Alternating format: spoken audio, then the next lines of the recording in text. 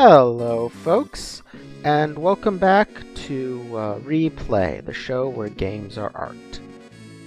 So, I'm about to head off on a little bit of a side quest that's hidden in the game. By this point in the game, there's no reason to go back to Figaro basically ever, but if you do, and you go underground, you'll find something interesting. Yeah. Something odd about this stratum, which is a good word. So, since the last episode, I've done a bit of grinding. I taught a couple of people Ultima, because, you know, best spell in the game. And so I'm getting fairly close to what's ultimately going to be my final party in the game. In fact, this little side quest is where I'm going to get the last piece of the puzzle. But first I got to get there. So, trying to remember how. As I've talked about before, there's a haunting going on here in the basement. You've got the Dantes, which are, the spirits of the dead.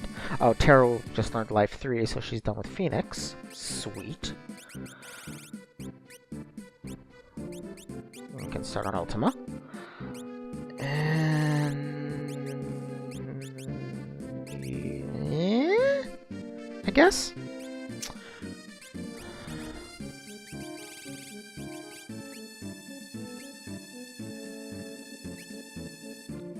Yeah, why not? It's good for the straight fighters to have cure spells. I've always liked that setup. Is this the right way? I don't think it is. Alright, I'm going to try to figure out where it is I'm going and check base with y'all once I do. Okay, I think I've finally figured out what I did wrong. I was in the wrong side of the basement entirely. This is what I want. So,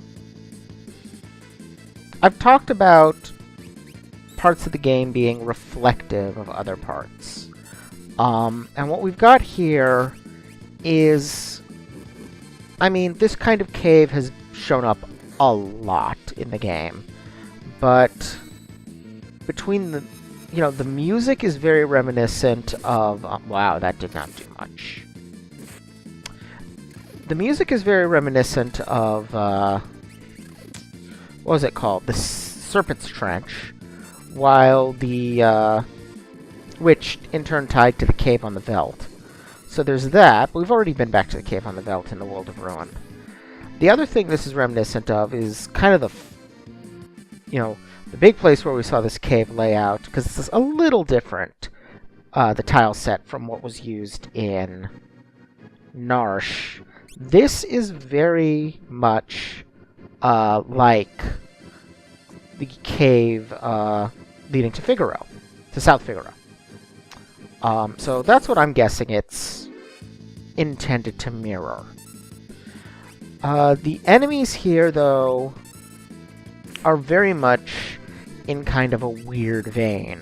We've got kind of goblins, we've got what looks like a pretty standard chimera demon type thing. I think that glow is meant to suggest that it's like coming from the depths.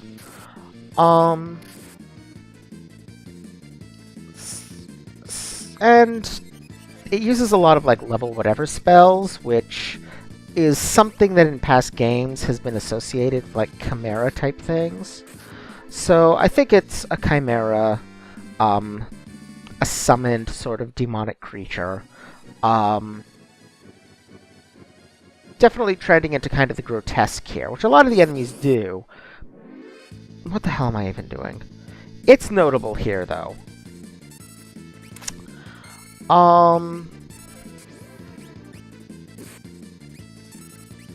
What's really more interesting is where this cave leads, so let's move on a little deeper. Alright, so here's a little something. It's a monster in a... Oh, no. Oh, boy. Okay. This could get very bad very quickly. As I've mentioned in a previous episode,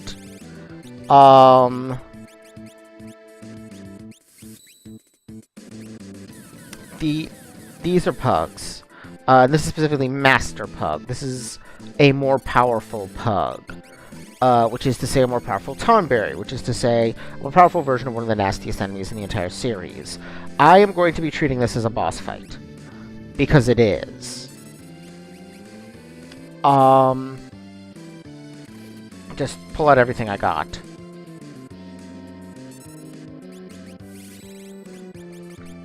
I believe it has the same attack pattern as Tonberries in general do, which is die, apparently. Okay, well that wasn't so bad. That had me panicked, though. Those things are scary in later games, and was that the Graitus? Yes, that was the Graitus I just got. That's a good knife. I cannot remember if it's the same thing as a Gladius or not. Or if Graitus is like a specific mythological knife, or sword, or whatever.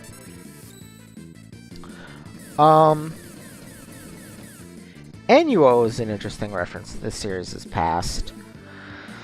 I don't know if it means something in Japanese or what, but Annuo was part of the backstory for Final Fantasy V. He was the wizard who originally unlocked the Void, merged with it.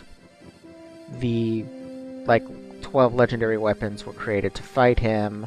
It's a big part of the backstory in the last third or so of the game. Not really sure what it has in common with whatever these are, but okay. And we've now reached the save point and the way out of this place. Or rather, out of this cave and into the real dungeon I'm trying to get to. Which looks astoundingly like a ruined Doma Castle, actually. But it's not. I love these little flashbacks we get, though I really wonder, who is experiencing them? I happen to bring Terra, so I'm not sure if I've ever done this without Terra. Does this scene happen if you don't have Terra? I'm going to assume it does. I'm going to assume whatever party members you bring, I mean, we have Espers with us, so maybe that's all it takes. But yeah, this was somewhere that a battle occurred during the War of the Magi.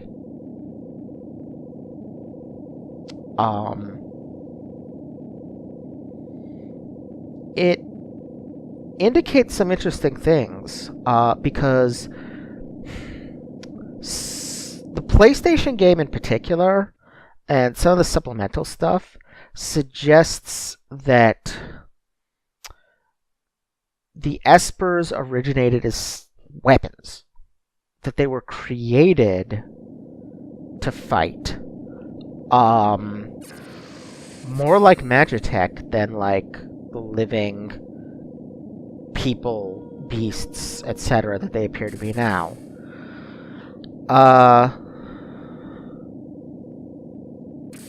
And this is interesting, because I honestly don't know if that's supposed to be another Esper or a ghost. I mean, it is I think it is supposed to be some sort of undead, because it's immune to Odin's instant death attack. But I don't know if I'm supposed to think it's a specific Esper or what. But regardless. Some of the other games in the series imply that the Espers were created as machines, but clearly... Well, here they call it a sorcerer. I don't even know anymore. Maybe it was a lich. By this point in the war,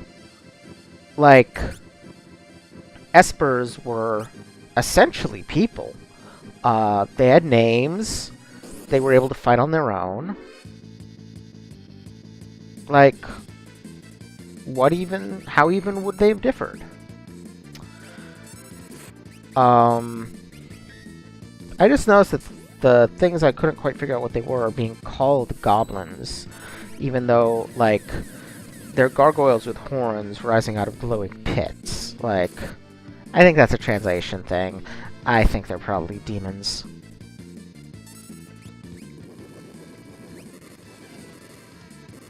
Ow. But yeah. There's definitely kind of a dichotomy there, and to me at least it's interesting to wonder, like, were they weapons that came to life? Or were they never really weapons, and that's something that just got believed later in time? So this is an interesting one, because at least the implication I've always taken off this is... Let's have her attack and maybe... Well, yeah, let's see what that does. The implication I've always gotten off of this guy showing up here is that this is the ghost of one of the retainers, which makes it interesting that this place resembles Doma so much.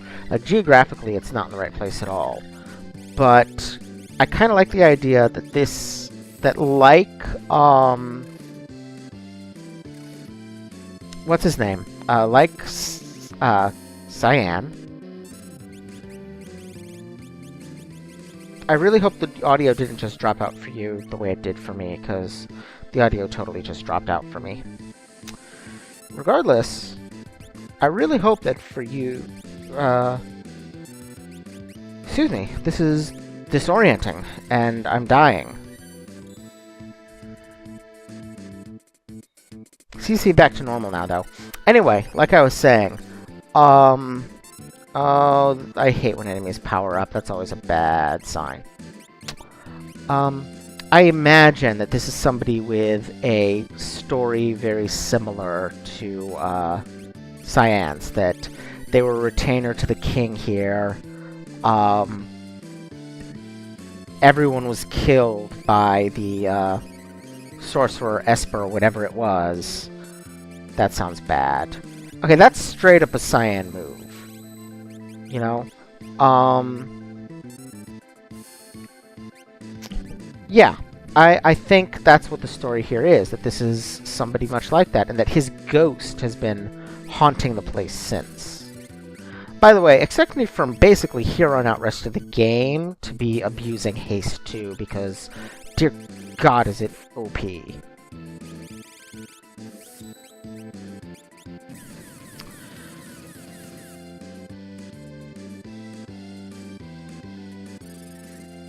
Yeah, let's bring Terra back, please. Get a little healing on. Maybe that killed him? No. That GP rain is interesting, though, because that's an that's something Samurai had in FF5. So it's in keeping with this my idea that he's a samurai like Cyan, but in this game, they actually gave the ability to Setzer. So it's kind of amusing to see the noble samurai trying to use it. Yeah, this is actually proving to be more difficult than the Master Pug. He said, right before the monster died. Okay. Well, I guess we won then?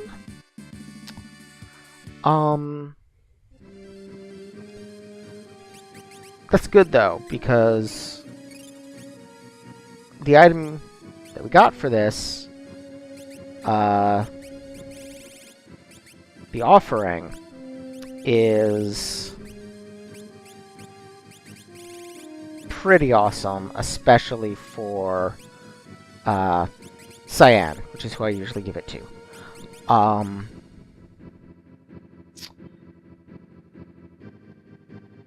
I will do so later when I have him back in my party.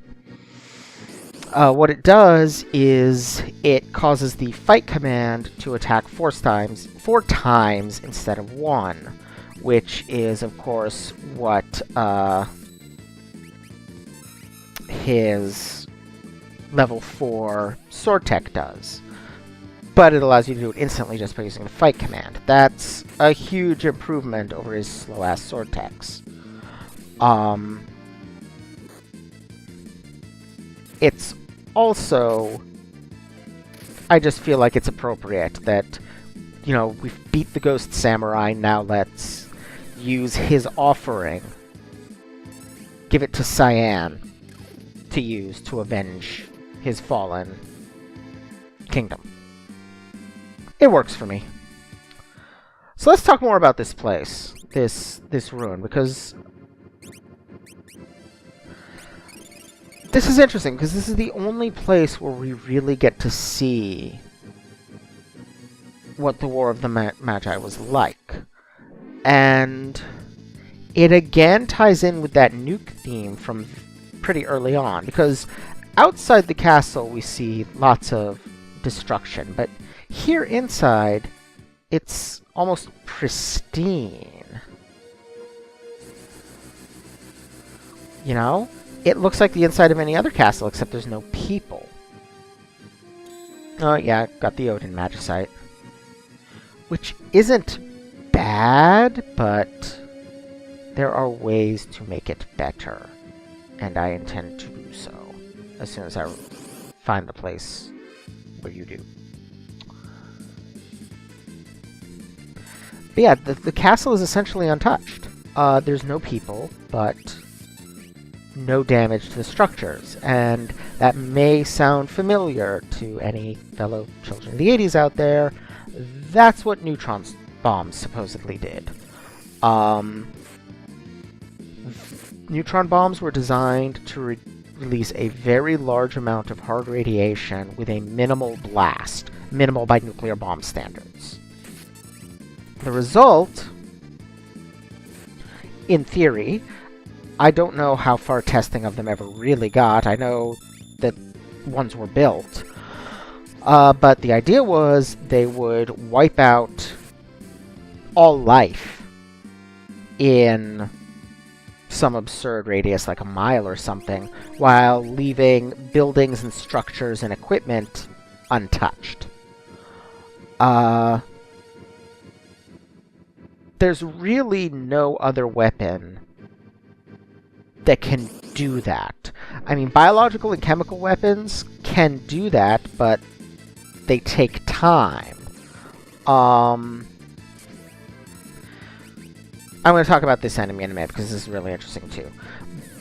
But the idea of wiping out all life instantaneously while leaving the building perfectly intact, that's something that really only nuclear weapons have ever been, and specifically neutron bombs, have ever been talked about as being able to do. And that's exactly what's happened here. Presumably it was the sorcerer, whoever that was, and his magic that scoured the place clean. But the result is the same either way. Ooh, 2 very good items. Weird. Those entryways that go nowhere are weird. What the hell? It knows Meteo. Now this is something really weird they did with this game. Meteo was the ultimate spell of darkness in Final Fantasy IV, and the ultimate attack spell of time in Final Fantasy V. It was called Meteo because it was supposed to be meteor, hence looking like a meteor shower, but there wasn't enough space to have more than 5 letter names for spells. But this game has a spell called Meteor, which looks different from Meteo. So why is Meteo a spell in the game too? It's a strange decision. Anyway, I wanted to talk about that, like, robot-ish enemy, because that's an odd thing to find down here. We've actually encountered 2, because those boxed set guys are looking kind of robot-ish too. And that's kind of what I was talking about, like, these hints like I said, they're stronger than some of the other games and supplemental materials, but even here we can kind of see these little hints that the War of the Magi was more than just magic. There was technology involved as well. There was magitech. And the Espers may well have evolved from the magitech rather than the other way around.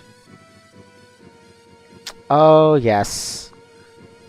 This.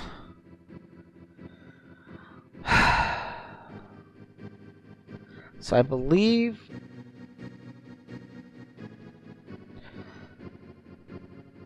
So yeah, this is interesting because it implies that this happened before Terra.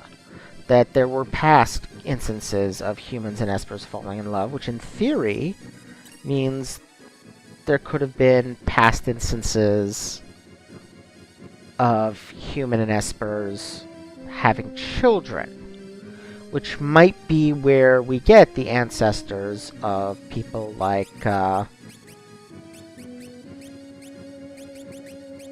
yeah. Let's, give you the Moogle charm, because this is going to be obnoxious. I need to walk and press the... That was a lot less bad than I thought it was going to be. I remember having an enormous amount of trouble with this puzzle in past games. It's a certain number of steps below the throne that I could never get to register right. But it appears I did. Yay!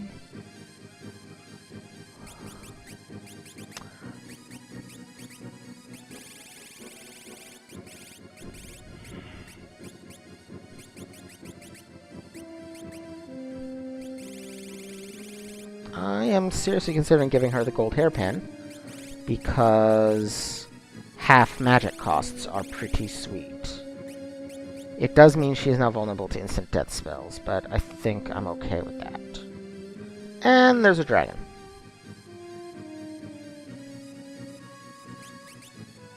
I'm gonna heal up before I fight the dragon.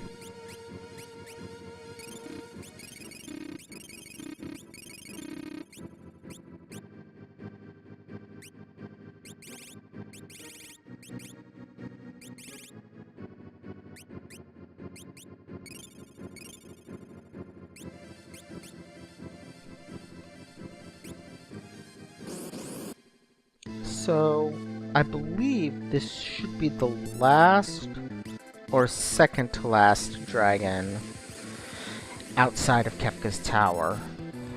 And it should tell me when I beat it how many are left. I know there are 2 inside Kefka's Tower. Anyway, I guess this is the water-themed dragon, so lightning? While I'm fighting it, I wanted to get back to something I was saying earlier, about there possibly having been other descendants of, Espers and humans, other hybrids. Because, you know, I talked about this a little back when I talked about, Thomasa, that, you know, we were reading at the time those, magic as being nukes, which is still a bit going on here. Oh my god, you bastard. That is an evil response to me hasting. He just stole my haste! I really hope he didn't just steal my haste. He doesn't seem to be going faster. I really hope he didn't steal my haste. Anyway, I really hope he just gave me his slow, not steal my haste. Regardless, what was I saying about Thomasa? Right, so at the time, we'd been treating magic as nukes, which we kind of still are, and we'd been... Okay, that wasn't too bad. You can tell I'm starting to get a little OP as I get near the end of the World of Ruin. That's kind of a side effect of its non-linearity, that... 4 left. Okay, I have no clue what I'm missing. Anyway, I was saying that kind of is a side effect of the non-linearity of the World of Ruin, is that the depending on the order in which you do things, some parts can be a lot harder than others. Balance issues are a little off, which kind of makes sense. The world of balance is over, after all. Haha.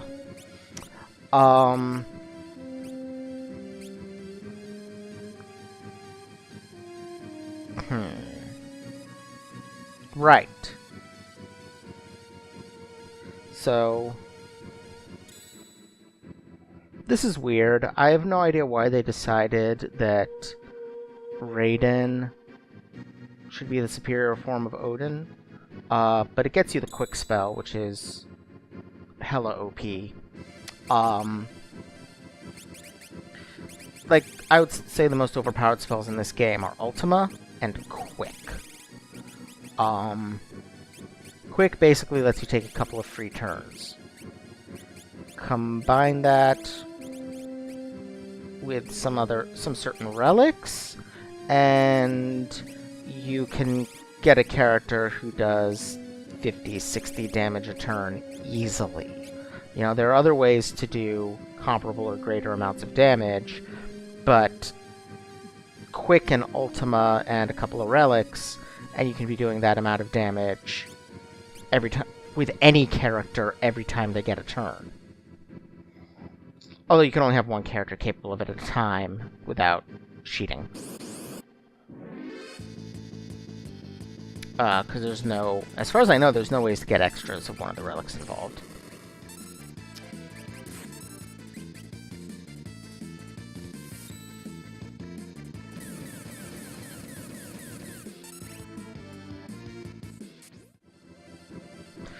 So while we're on the way out, I'm finally going to talk about what I was saying about Thomasa, which is that at the time we were talking about them as essentially mutants created by magic radiation, you know, as an explanation for what was passed on to their descendants.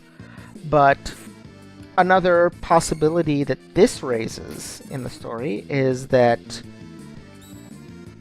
in fact, they were descended from half-human, half-Esper people like Terra. Which kind of serves to answer Terra's question. If, you know, she can ever love, or if she's too different from everyone else in the world. Like, that question's already been answered in terms of parental love. But the presence of Realm in our party would prove that if she is descended from Esper human hybrids, then her presence in our party proves that such hybrids can have descendants, which implies love. It would suggest that her mother was at least part Esper, and we know that her mother was capable of love. Frankly, the question has always just been an insecurity on Terra's part, rather than some kind of, you know, meaningful distinction. Like, Espers aren't that alien in their behavior. It's really more an expression of Terra's insecurities about being essentially mixed race and feeling unwanted by both groups. But here we kind of get confirmation of that. It's happened before. It happened probably lots of times, if it's happened twice. It's a real thing. And, frankly, the most powerful spell in the game. Because, honestly, Ultima is game-breaky. Quick is super game-breaky. I will shamelessly be breaking the game with it once I learn it. Not going to use it in every fight, but it does render bosses virtually meaningless.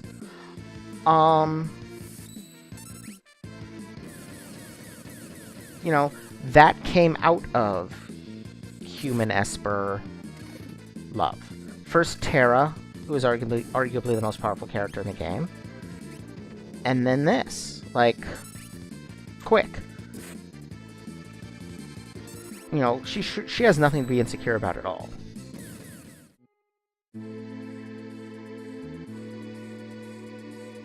Alright. returned from the ancient castle, did a little items and relic shopping, and now I'm ready to tackle the next thing, but it's going to require a pretty significant change in party because of the gimmick of the next place I'm going.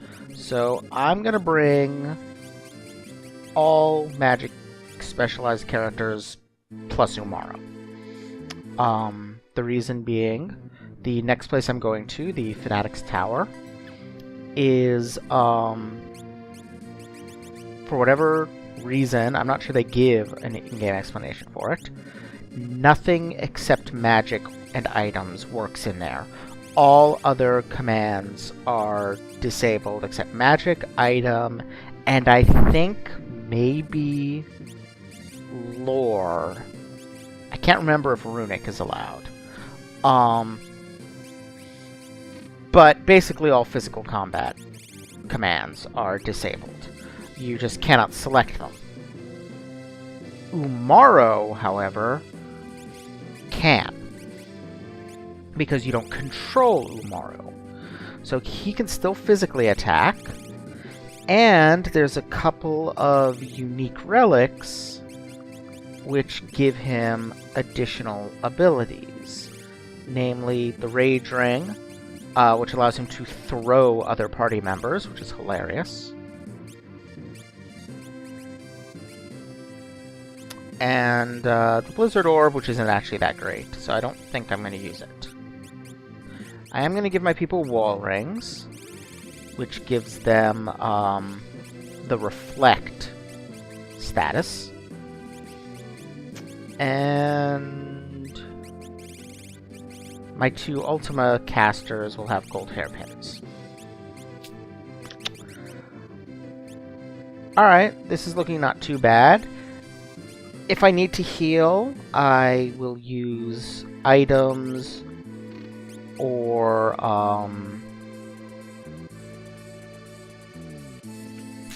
cast Reflect on an enemy and bounce cure spells off of them. Now I just need to find this stupid place. Here it is.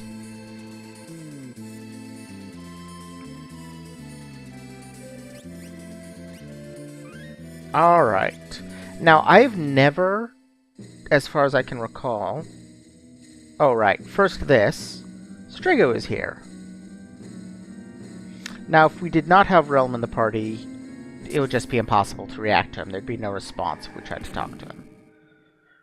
Realm, being family, can wake him up immediately. It's a recurrence of that theme that we had with Celeste, that being presented with someone you care about is enough to force action in this hopeless world. Without hope, people who had formerly had hope descended to despair, but presented with something far more important than hope, purpose, they're able to come back. And, you know, seeing Realm restores Strago's sense of purpose.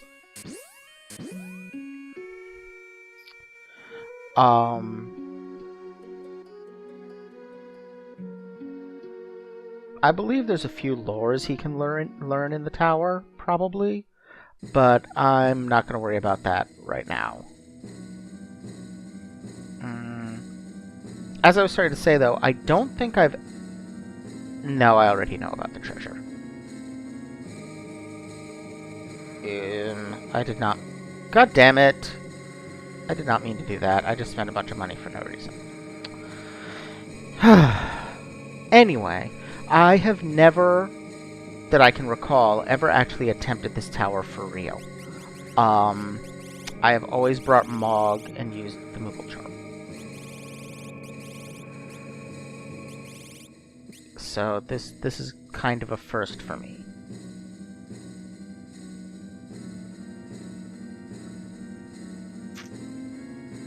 We'll see how it goes. Now, I was starting to talk about, like, hope and purpose and that kind of stuff. And I apologize if my speech is getting a little stilted. It's doing that thing again.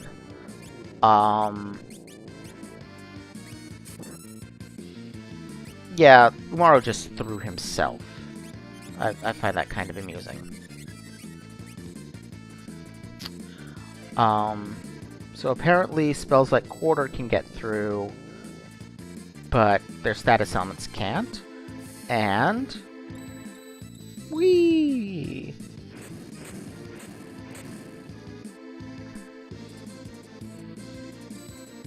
Oh, interesting.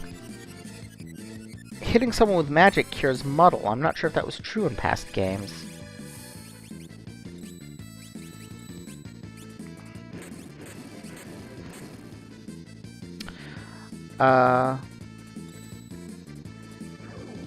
But yes, hope and purpose. So, supposedly, these are all members of the Cult of Kefka.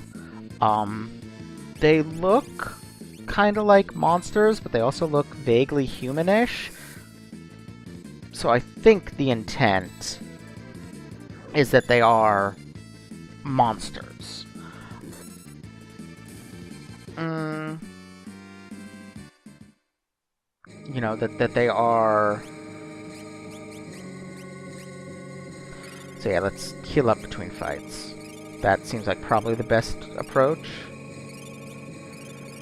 But I also want to kind of shepherd my MP a little bit, because I'm going to be going through a lot in the course of this dungeon.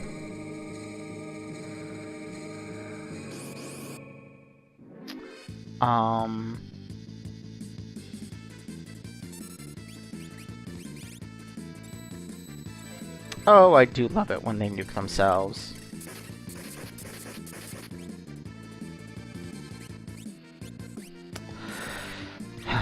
Hope and purpose, right. So, the members of the Cult of Kefka. Now, it's kind of interesting that Kefka has a cult. But it makes sense if you think about it. People have given up hope, descended into despair. Okay. People in that state are pretty easy to manipulate. Okay. Please tell me that works, because that would be adorable. Dang. It's easy to get people to, you know, because what pulls people out of despair is purpose. Huh. Anyway, what gets people out of despair is purpose, and that makes them easy to manipulate because you can give them whatever purpose you want. People can get kind of desperate for one when they're in despair. So, yeah.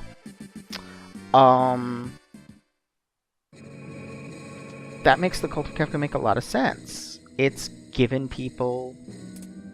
Wahahaha. The last... what's it called? Tool for Edgar is in that room before. More importantly, so is... a dragon, I believe. Unless the dragon is higher up.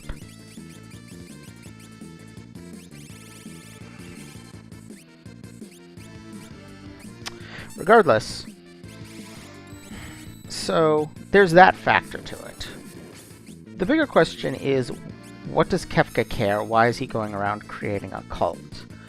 Well, that's again getting to, you know, this idea of balance. This is a very, essentially, centrist game. You know, authoritarian, imperialist regime bad, but it also depicts anarchy as negatively as possible. You know, the violent removal of the regime has led to a world of chaos and despair in which one ambitious asshole has set himself up as a god. He rains down judgment on the towns below. He has a cult that worships him, to which he is clearly granted power. If we are to assume that these are ordinary humans, then the implication is that Kefka has provided them with magical power in some way, either using espers or some kind of direct effect of the goddesses, he has made them strong. He has enabled them to learn magic. All of which is pretty messed up. Oh, the dragon is somewhere else. Okay.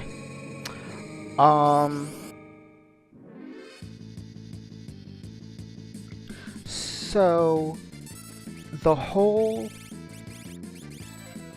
kind of depiction here, what happened is that the violent removal of,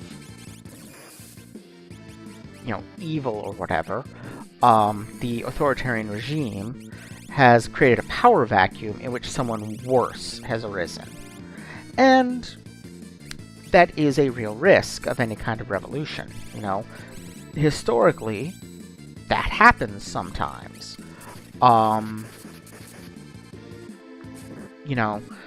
The French Revolution led to the Reign of Terror. It produced a better, more democratic France for about a week before it descended into tyranny. As bad or worse than Louis XIV.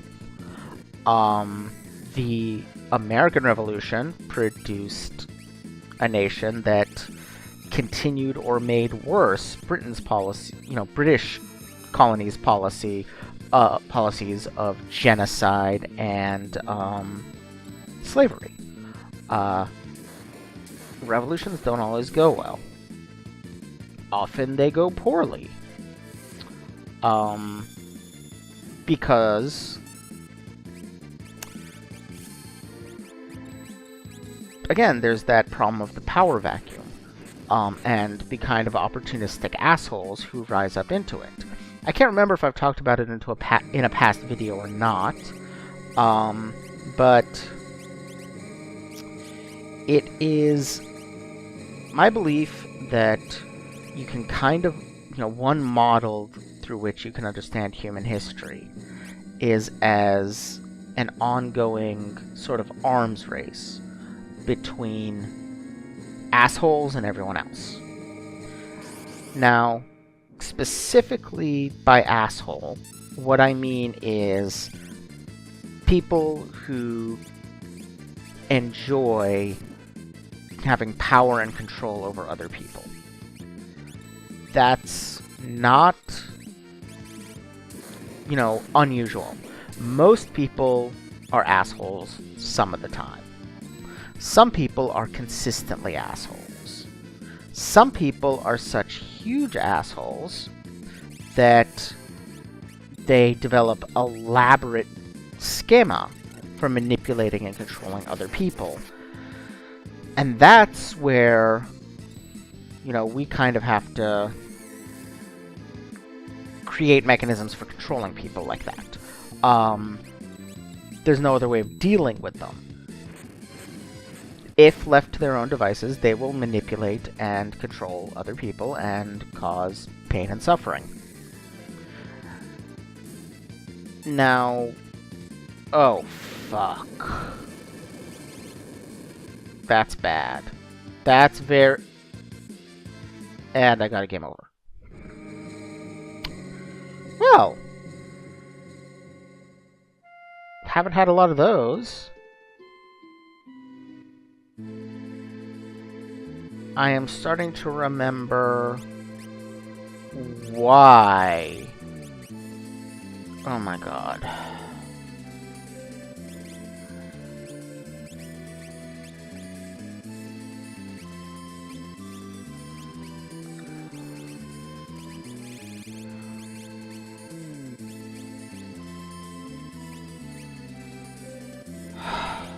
Okay, well, as I was trying to say, I am starting to remember why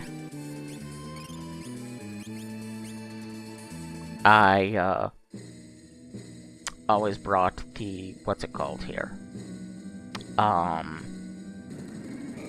Yeah, let's skim through this a little bit. Oh no, I am using an emulator. What a terrible thing to reveal. Yeah. I'm starting to remember why I brought Mog and used the Moogle Charm here on past playthroughs. This place is mean.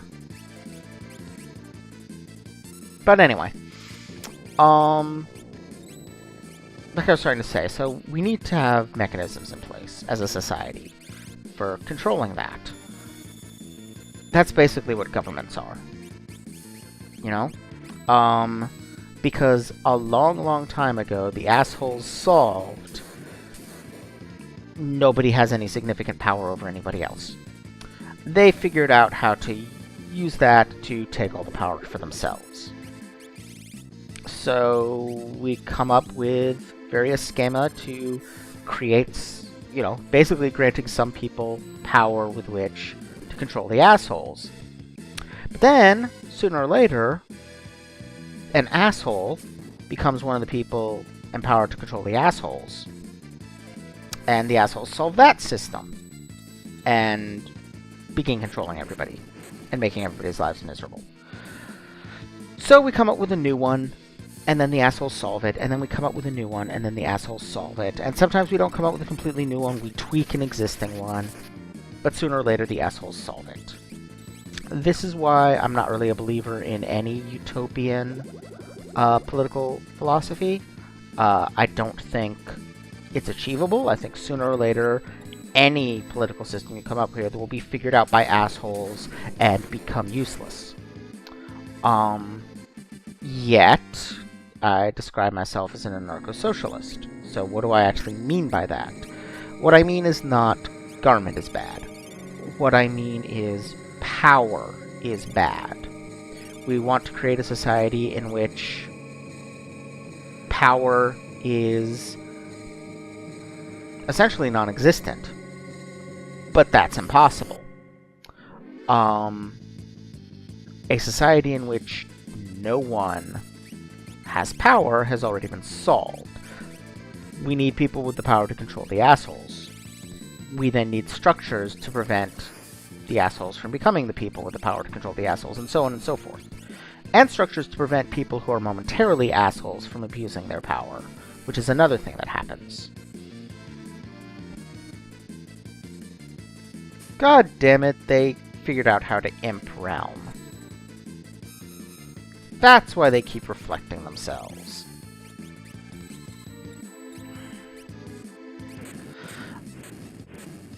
So, where was I? Right, assholes.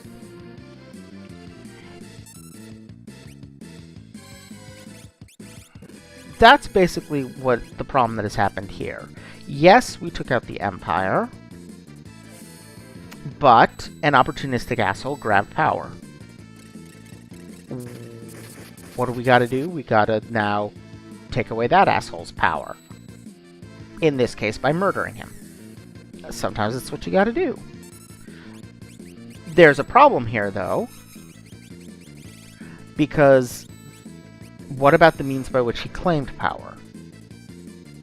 How are we going to control that? How are we going to either create structures which can control people claiming that power, preventing them from claiming it, or find some other way to eliminate that power so that nobody can claim it? Because right now we're fighting back against him using the same power he's got. He's got magic and the power to grant magic. That's what the Fanatics Tower establishes. He has the power to grant magic. We have magic and the power to grant magic. Other forms of power are rapidly becoming insignificant, as witness the Fanatics Tower itself, where essentially nothing else matters. You know, I brought Umaru along, but frankly, he hasn't been that great. He doesn't do a ton of damage with his regular attack. It's really only when he throws us. And what's-his-face? You know, the other characters, physical fighters, would be useless here entirely. And going on in the game from here, like, as more members of the party learn Ultima, other things besides quick and cure spells become rarely useful. Really, the only physical combat characters that I'm going to be likely to use in the end game, the only abilities that really have use are X-Fight, which is the hitting 4 times ability that we got in the Ancient Castle from the offering, which only one person can have. The Jump Dragonhorn combo, which is frankly less good than X-Fight. And Throw, which there is a way to make Throw really powerful, but it can only be used on one enemy at a time. Ultima can do, with a relatively low-powered character, can do that kind of damage against all the enemies at once. Magic is overwhelming power, and that really, more even than nukes, is what magic represents in this game, is just power.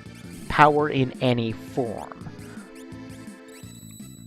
And what we're realizing here is the only effective means to fight back against power is power. That's the great paradox of human existence. Power sucks. Power is bad. Power is how assholes get to be assholes. It's how they get to make... Yeah, okay, there's nothing there. It's how they get to make things worse. Ooh, magic urns. If I remember correctly, yes, these guys like to use healing items on us. It's quite nice of them. Unfortunately, Umaro is going to kill them all. Oh well, all they used was remedies. It would have been nice if they used, like, elixirs or something.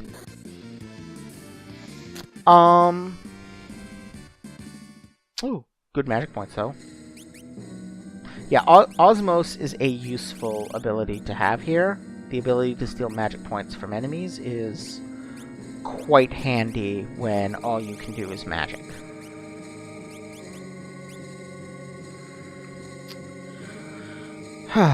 So, yeah, all we can do, really, when faced with an asshole abusing power, is find another form of power and make him stop, because that's all that can be done. Kefka's not going to stop this on his own. He's not going to go, oh, suddenly and inexplicably I'm going to start feeling bad. That doesn't happen. It doesn't happen in fiction, it doesn't happen in real life. People don't suddenly and for no reason have changes of heart and stop being assholes, at least not reliably enough for that to be a viable plan for dealing with assholes. So instead, we have to come in with power and force him to stop, because that's what power is. It's the ability to make people do things that they don't want to do.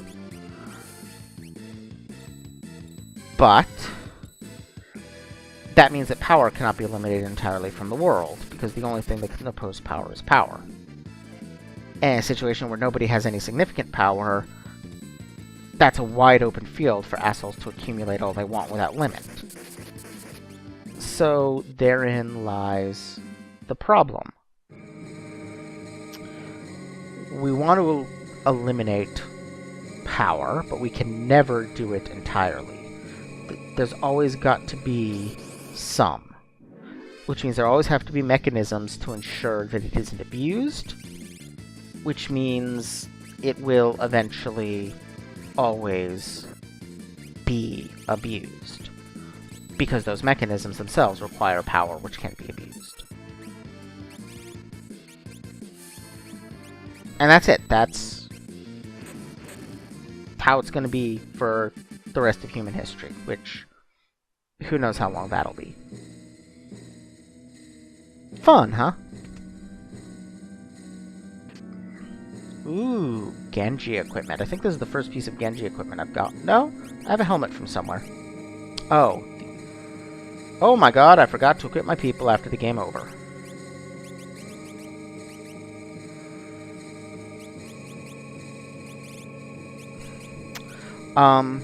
I think I got the Genji helm in the ancient castle, maybe?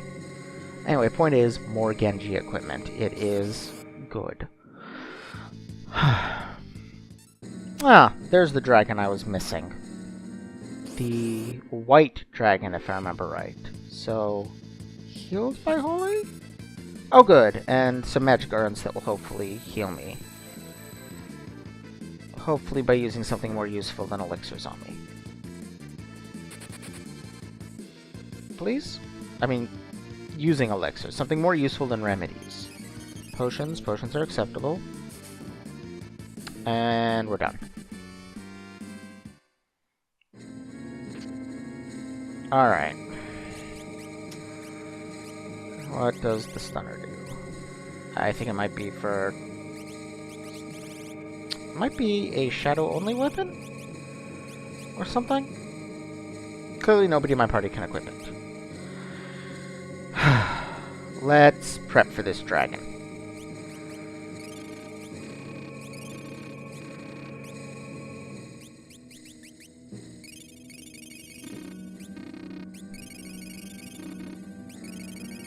Man. Some of my people have a lot of MP at this point. And I'm gonna go through it real fast.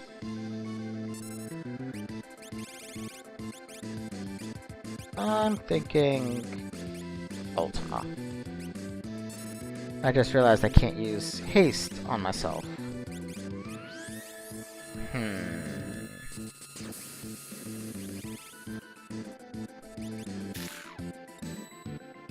I guess... Fire? Bolt? He's stealing our... Oh, that didn't affect the wall ring, but it did affect float. I sure hope he doesn't know,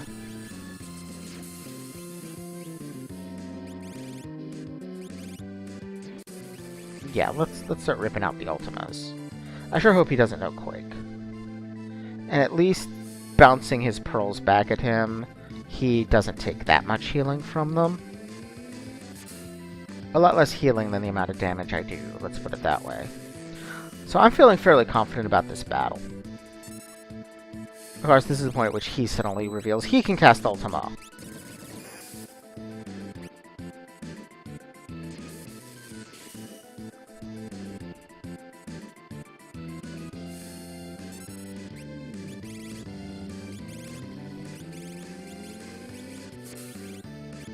He did not reveal that he can cast Ultima. He, in fact, died.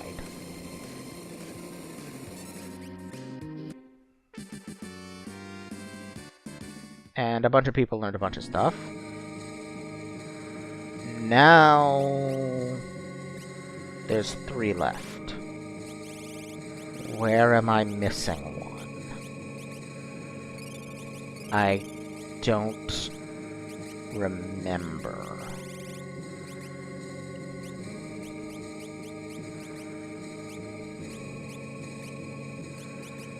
Man, Terra's learned practically everything useful. Flex is good.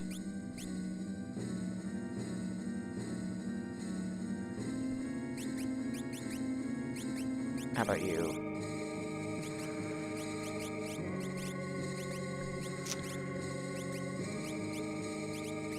I think it's worth switching.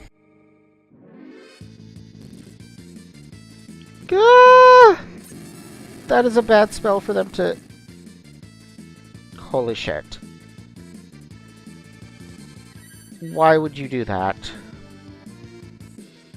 Alright, so at this point, the only character I have left is one I have no control over.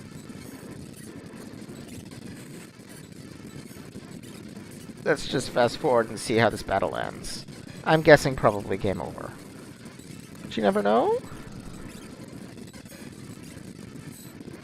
Given how they seem to really like casting Life 3 on me for some reason?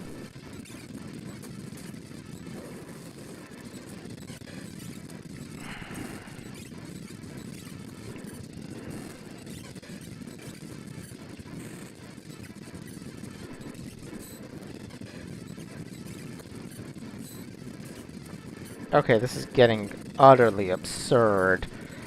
Either kill me or die. Dear God. And I'm dead.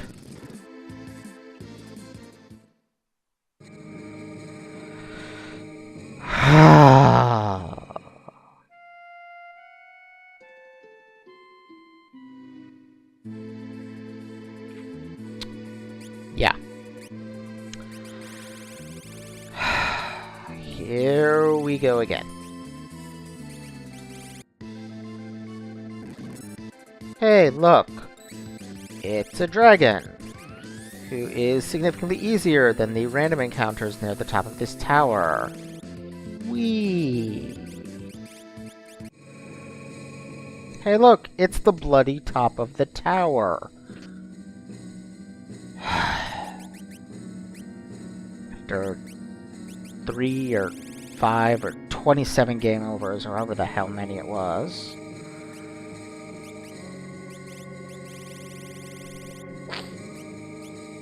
I am now ready to face the boss.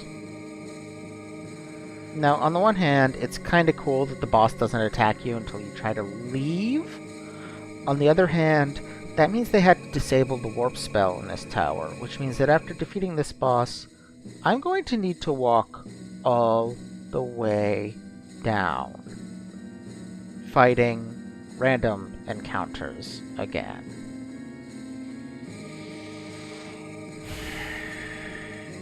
Fun! Important thing, though, is I got the gem box, which is up there with the offering as far as overpowered relics go. The gem box allows me... Wait, I can't life 3 myself. It'll... reflect? Okay, maybe I can life 3 myself without it reflecting.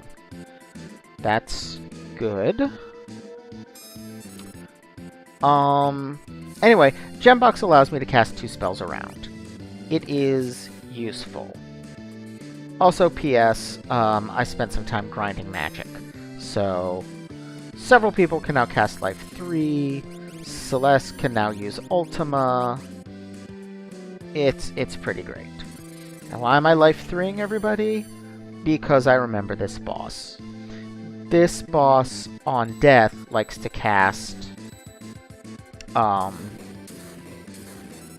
Ultima. It will kill us.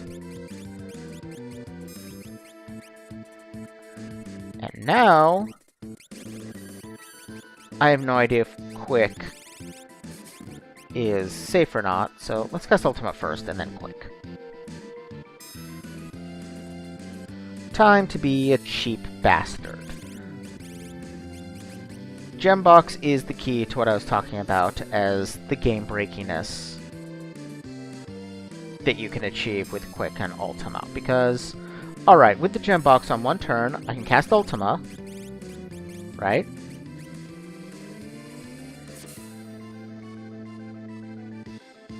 And then he gets his reaction. And then I cast Quick. Now what does Quick do? I now immediately get 2 turns. So, Ultima Ultima!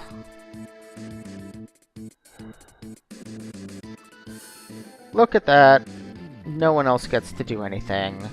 And I get to cast Ultima twice more. And that's just the first of my free turns.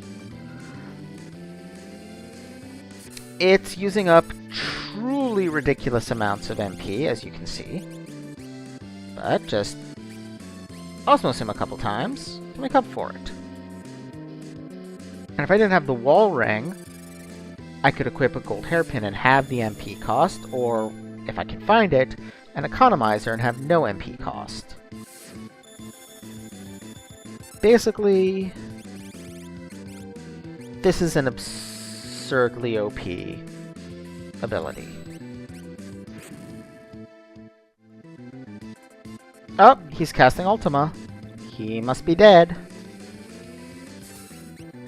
As is everyone in my party, but That's why all the life 3s.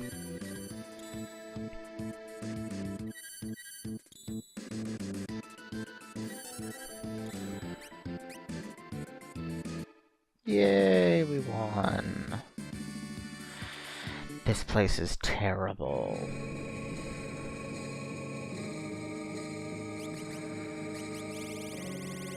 And yep, no warp spells. Let's heal everybody up. And hope we make it out alive. Well, we have escaped the realm of horrors, never to return, dear God. And I think that'll about do it for today. So I'll see you all next time. Bye!